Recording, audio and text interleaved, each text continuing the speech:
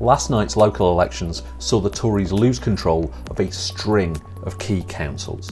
Now, while Labour certainly can't claim any kind of landslide victory, they only made modest gains outside of London, they will be delighted that Boris Johnson has been given a kicking, even if it was sometimes at the hands of the Lib Dems. For months, Tory MPs have been wavering on the edge of rebellion, but gave the local elections as sort of a wait-and-see moment.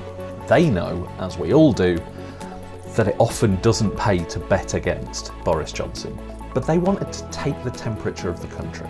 They wanted to see if some of the Boris magic that keeps him winning things despite his many flaws was starting to wear off.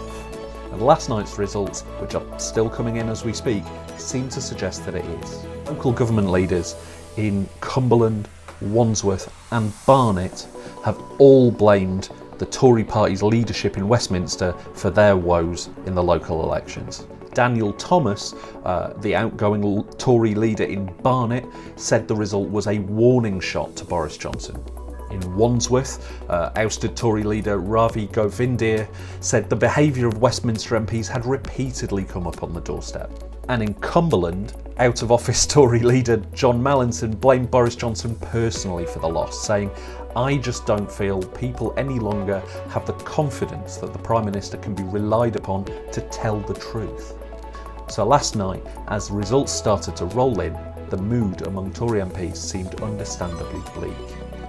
It was reported that a message the Prime Minister sent to a Tory MP's WhatsApp group was just ignored, with only one MP posting in response.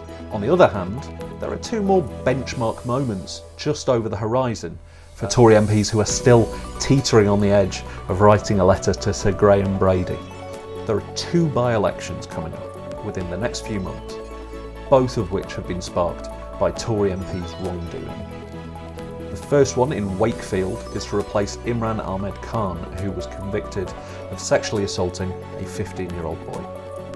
The other, in Tiverton and Hoynton in Devon, was triggered by the resignation of Neil Parish, the Tory MP who admitted to watching, let's say, adult material in the House of Commons. Now, those are both losable seats for Boris Johnson. They're mid-term by-elections coming on the heels of a rough night of local losses, months of headlines about bad behaviour and a cost of living crisis that looks like it's going to get worse before it gets better.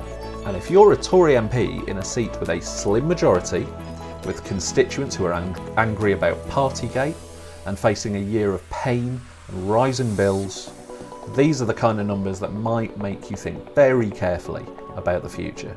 With the general election no more than 2 years away, is it now time to change up the leadership and signal to your constituents that you're listening in the hope that they won't punish you for Boris Johnson's actions? Now, Boris Johnson shows no indication of leaving number 10 without being dragged out, kicking and screaming. But the odds just might be, for the first time in Boris Johnson's entire life, stacking up against him.